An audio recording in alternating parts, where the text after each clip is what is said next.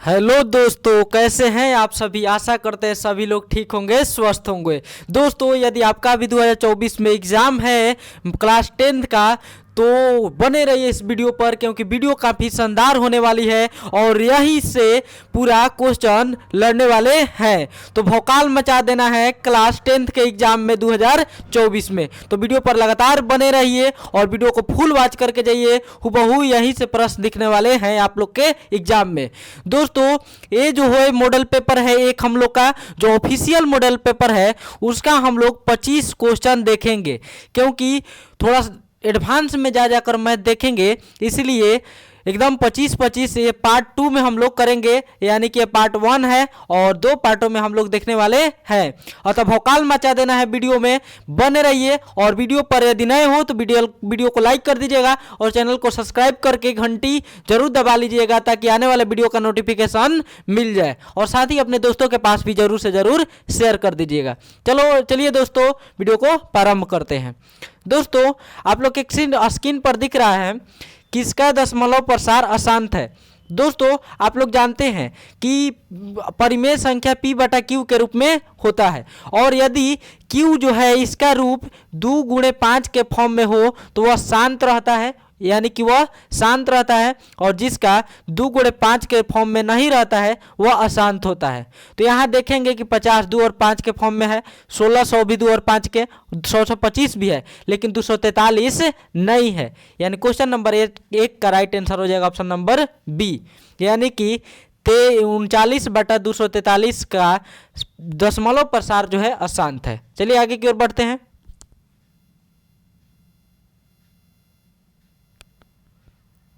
अगला प्रश्न है, एक अशून्य परिमेय और अपरिमेय संख्या का गुणनफल क्या है। अशून्य का मतलब जीरो नहीं होना चाहिए। कोई भी संख्या है, मान लीजिए कि एक परिमेय संख्या है, मान लीजिए 2 जो है एक परिमेय संख्या है और एक अपरिमेय संख्या √3 से गुणा करते हैं तो कैसा बनता है। तो 2√3 बना, तो यह भी क्या होगा, अपरिमेय संख्या होगा। क्या होगा, अपरिमेय। यानी क्वेश्चन नंबर 2 का राइट आंसर हो जाएगा अपरिमेय, यानी ऑप्शन नंबर बी। चलिए नेक्स्ट प्रश्न की ओर बढ़ते हैं।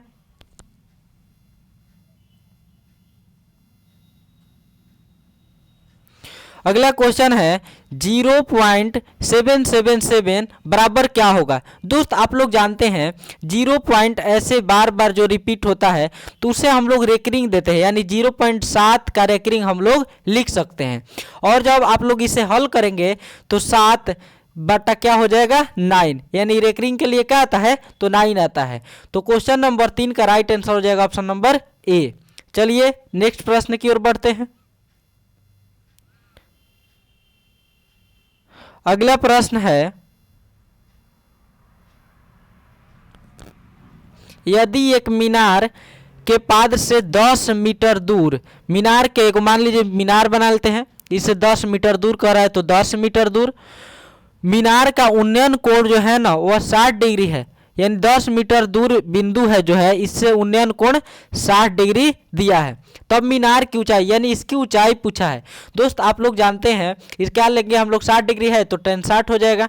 tan 60 बराबर हो जाएगा 1/10, यानी tan 60 का मान होता है √3 बराबर में 1/10, यानी मीनार का ऊंचाई कितना हो जाएगा, 10√3।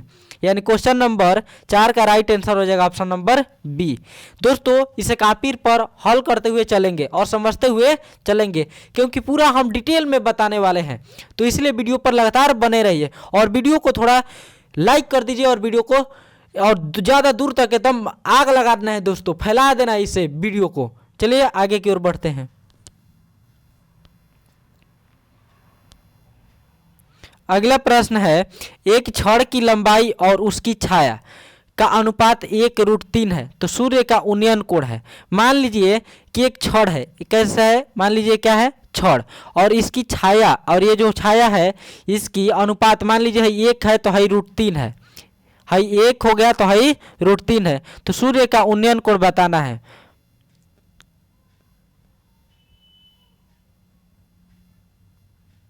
सूर्य का उन्नयन कोण बताना है। तो दोस्तों आप लोग जानते हैं कि यहाँ पर 1 हो गया और यहाँ पर क्या हो गया √3। तो 1 और √3 और यहाँ मान लीजिए सूर्य उग रहा है, तभी ना यहाँ पर छाया बन रहा है, यहाँ पर छाया बन रहा है, सूर्य उग रहा है इधर। तो हम लोग यह कोण बताना है, यह कोण बताना है। तो आप लोग क्या करेंगे, इसके लिए मान लीजिए tan थीटा ले लेंगे। tan थीटा बराबर होता है 1/√3 हो जाएगा। तो आप दोस्त सोचिए कि 1/√3 कितने डिग्री का मान है, तो tan में 30 डिग्री का मान है। कितने डिग्री का, तो 30 डिग्री का, यानी सूर्य का उन्नयन कोण कितना है, तो 30 डिग्री है। यानी क्वेश्चन नंबर 5 का right answer option number A. चलिए आगे की ओर बढ़ते हैं। अगला, जब वृक्ष की ऊंचाई और उसकी छाया से √3 गुना है, जब वृक्ष की ऊंचाई जो है उसकी छाया से, यानी हाई है √3 और छाया है 1, तो सूर्य का उन्नयन कोण बताना है। तो दोस्त अभी बताए हैं कि tan में लेना है, यह कोण पूछ रहा है, तो tan थीटा बराबर हो जाएगा √3/1, √3/1। अब √3 किसका मान है, तो यह 60 डिग्री का मान है। कितने डिग्री का, 60 डिग्री का, यानी क्वेश्चन नंबर 6 का right answer option number B. चलिए नेक्स्ट प्रश्न की ओर बढ़ते हैं।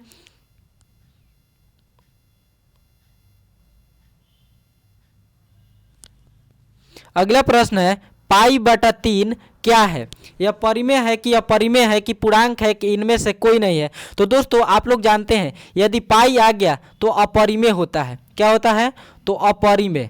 और यहीं पर हम बता देंगे और इसका मान दे देगा 22/7, तो यह हो जाएगा परिमेय। क्या हो जाएगा, परिमेय। और दोस्तों एक बताते हैं, 0 जो है, 0 एक परिमेय संख्या है। कैसी संख्या है, परिमेय। कितना लोग गड़बड़ा जाता है कि परिमेय है, 0 परिमेय है कि अपरिमेय, 0 इसे दे देगा, 0 परिमेय है कि अपरिमेय। तो दोस्त याद रखना है कि ये परिमेय है। काहे परिमेय है, तो 0/1 इसे लिखा जा सकता है, क्योंकि 0 के नीचे क्या छुपा है, तो 1। जब 1 नीचे छुपा है तो आप लोग परिभाषा जानते होंगे, जिसे P/Q के रूप में लिखा जा सके और Q is not equal to का हो, 0 हो, तो वह परिमेय संख्या होता है। तो दोस्तों 0 भी क्या है, एक परिमेय संख्या है। लेकिन यह बात खैर डिटेल हो गया, और हम लोग क्वेश्चन बताना है कि π/3 क्या है। तो पाई जो है एक अपरिमेय है, यानी क्वेश्चन नंबर 7 का राइट आंसर हो जाएगा ऑप्शन नंबर बी। चलिए नेक्स्ट प्रश्न की ओर बढ़ते हैं।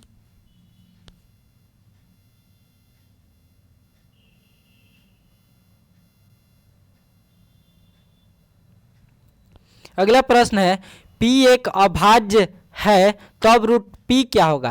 देखिए √P को हरा है, √P अभाज्य, अभाज्य का मतलब क्या होता है, जो 1 से या अपने आप से विभाजित हो, मतलब जो विभाजित न हो। तो √P का हो जाएगा, एक अपरिमेय हो जाएगा। एग्जाम्पल के तौर पर मान लीजिए 3 क्या है, 3 जो है एक अभाज्य संख्या है, तो √3 डाल के चेक कर लेते हैं। तो √3 डालेंगे तो क्या हो जाएगा, ये अपरिमेय हो जाएगा। क्या हो जाएगा, अपरिमेय, यानी क्वेश्चन नंबर 8 का right answer option number B. चलिए नेक्स्ट प्रश्न की ओर बढ़ते हैं। देखिए दोस्तों अभी अब बता कर आए हैं कि पाई कौन सी संख्या है, तो पाई कौन सी संख्या है, तो पाई एक अपरिमेय है। कैसी संख्या है, तो अपरिमेय संख्या है। हॉल करते हुए दोस्तों चलेंगे और कॉपी पर नोट करते हुए चलेंगे। चलिए आगे की ओर बढ़ते हैं। पूछ रहा है भाज्य ए भाजक बी और a बराबर BQ+R के लिए कौन सा सत्य है। तो दोस्तों आप लोग को हम बताए थे पहले वाले क्लास में भी कि 0 इज बराबर R और छोटा होता है B से। जो R जो है शेषफल है, क्या है, शेषफल। तो शेषफल हमेशा B से क्या कम होना चाहिए, भाजक से कम होना चाहिए। जैसे मान लीजिए यहाँ पर हम लोग लिखते हैं, एक नोट करते हैं, 2 को 3 में भाग करना है।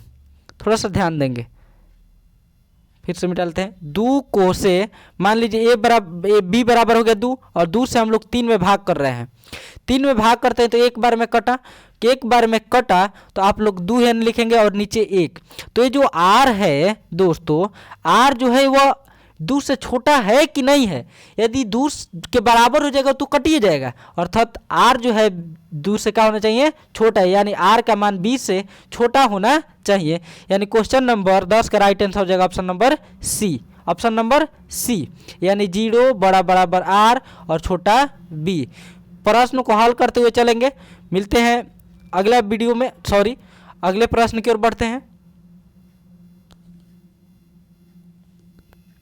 लीजिए दोस्तों एक और खतरनाक प्रश्न, क्वेश्चन बहुत ही खतरनाक है, थोड़ा बड़ा है,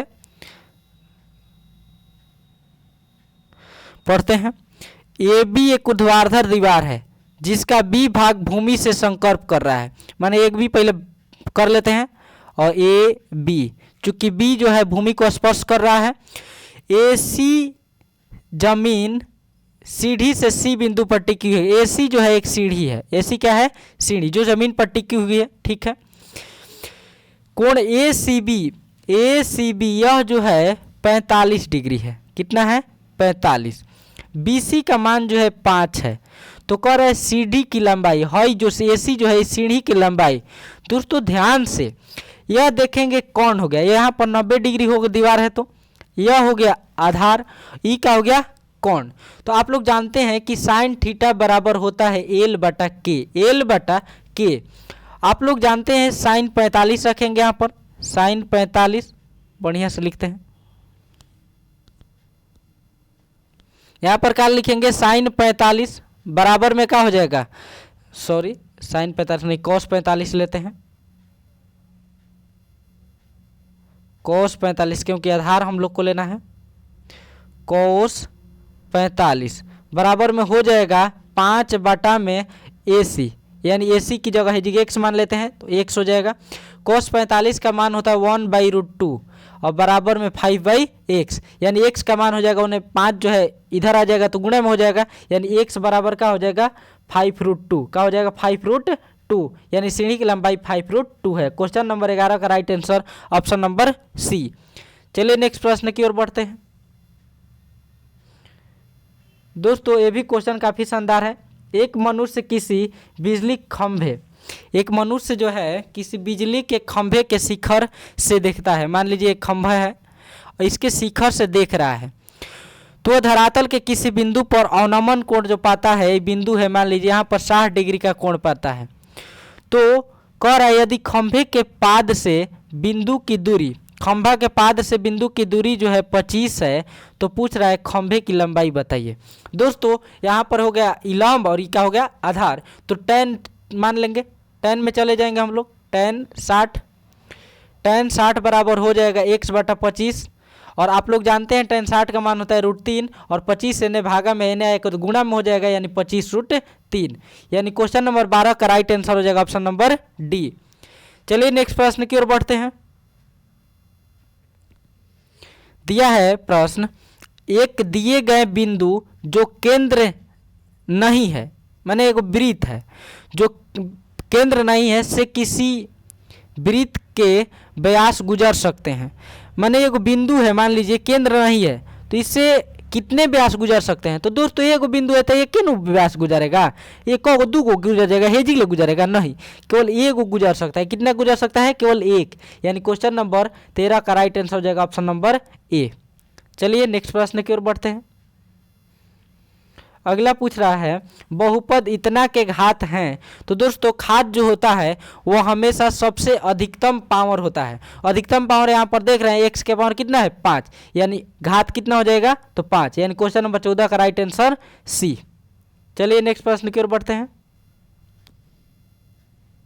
दोस्तों क्वेश्चन काफी शानदार है, देखेंगे निम्न में से कौन एक चर में बहुपद है? एक चर में बहुपद बताना है। एक के चर में x होना चाहिए तो x केवल, y तो है तो y, यहाँ पर देख रहे हैं x और y दोनों है, भाई गलती, यहाँ पर x हाँ ये ठीक है, ये ठीक है, यानी और यहाँ पर x y दो गोचर हो गया, x y z 3 गोचर हो गया, गलत है, यानी क्वेश्चन नंबर 15 का right answer option number B. अगला प्रश्न देखिए ध्यान से, इतना इतना इतना में एक्स क्यू का गुणांक कितना है? तो दोस्तों एक्स क्यू जो है आगे इधर जो है उसके गुणा में कौन छुपा हुआ है? दोस्तों एक्स क्यू में 1 छुपा हुआ है। कितना छुपा है? 1, यानी क्वेश्चन नंबर 16 का right answer option number B. चलिए नेक्स्ट प्रश्न की ओर बढ़ते हैं। किसी वृत्त के परिधि के किसी बिंदु से कितने व्यास खींचे जा सकते हैं? तो दोस्तों इसका भी राइट आंसर हो जाएगा ऑप्शन नंबर ए। किसी वृत्त के, मान लीजिए एगो वृत्त है, परिधि के किसी बिंदु से, मान लीजिए जी एगो बिंदु है तो एक व्यास कितने खींचे जा सकते हैं? केवल एक खींचे जा सकते हैं। एजिक से मान लीजिए एजिक है तो एजिक एक के न खींचा जा सकता है, यानी क्वेश्चन नंबर 17 का right answer option number A क्या हो जाएगा? 1। चलिए नेक्स्ट प्रश्न की ओर बढ़ते हैं।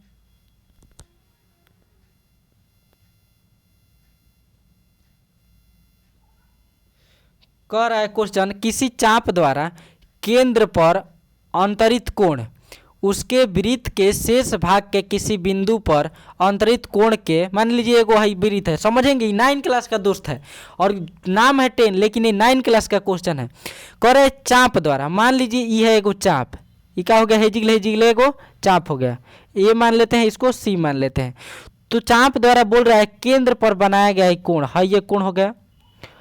और फिर कर रहा है इसके शेष भाग के किसी बिंदु पर अंतरित कोण, और ये हेजी कोण अंतरित कर रहा है, ये चाप ए और सी जो है चाप निकल रहा है हेजिगले, ये कोण बना रहा है, एगो हेजी क्यू कोण बना रहा है, तो हेजी क्यू बना रहा है। तो कह रहा है केंद्र पर अंतरित कोण, तो हाई वाला जो कोणवा होता है दोस्त, याद रखिएगा कॉन्सेप्ट कि ये जो है ना यहाँ का दोगुना होता है, यानी हाई हो जाएगा 15 डिग्री तो हाई सीधे 30 डिग्री, यानी दोगुना होता है, यानी केंद्र पर कोण क्या होता है, दोगुना। यानी क्वेश्चन नंबर 18 का right answer option number A. ध्यान से समझेंगे दोस्त, यदि समझ में ना आए तो वीडियो को दोबारा देख लेंगे, लेकिन समझेंगे ध्यान से दोस्त। ये मैथ है और समझने का एकदम मतलब कि कॉन्सेप्ट क्लियर होना चाहिए, और जहां नहीं समझ में आप दोस्त कमेंट में आप हमसे पूछ सकते हैं। चलिए आगे की ओर बढ़ते हैं।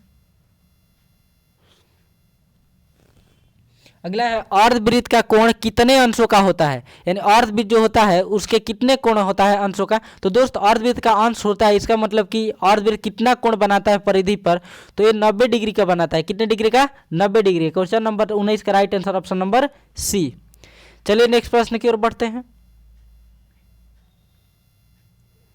कौन एक त्रिघाती बहुपद है, त्रिघाती जिसमें मतलब 3 गो घात हो, यानी जिसका पावर 3 हो, तो 3 के इसमें खोजिए, इसमें 2 गो है अधिकतम घात, इसमें 2 है, इसमें 3 है, हाँ एक्स क्यू, कितना हो गया एक्स क्यू, यानी क्वेश्चन नंबर 20 का राइट आंसर ऑप्शन नंबर सी।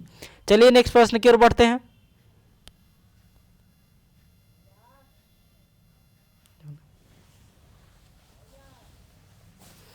x बराबर 1 बहुपद 5x² माइनस 3x का मान हो गया जगह, मतलब कि x बराबर क्या रखना है, 1, x बराबर 1 रखेंगे और इसे हल करेंगे।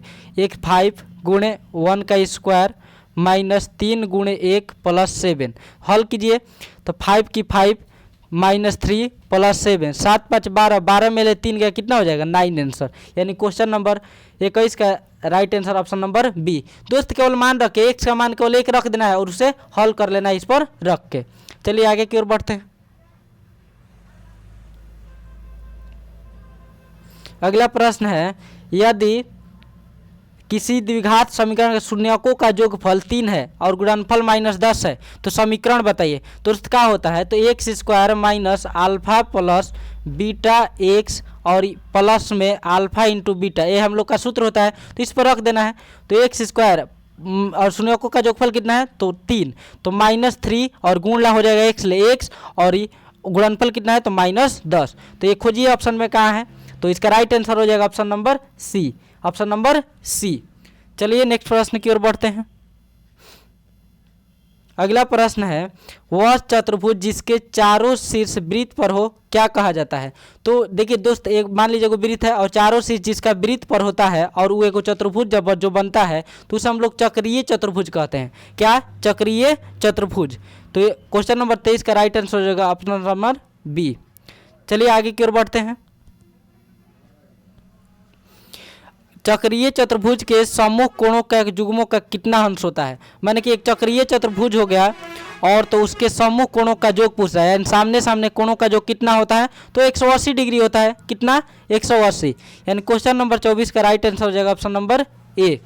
चलिए दोस्तों, आज का हम लोग अंतिम प्रश्न देखते हैं। अंतिम प्रश्न है, एक वृत्त का क्षेत्रफल 220 सेंटीमीटर है, तो अंदर खींचे गए वर्ग का क्षेत्रफल बताएं। तो दोस्त ये क्षेत्रफल निकालना है, तो इसका क्षेत्रफल आप लोग कमेंट बॉक्स में बताएंगे। क्वेश्चन नंबर 25 का राइट आंसर क्या होने वाला है। चलिए मिलते हैं नेक्स्ट वीडियो में, तब तक के लिए जय हिंद, धन्यवाद।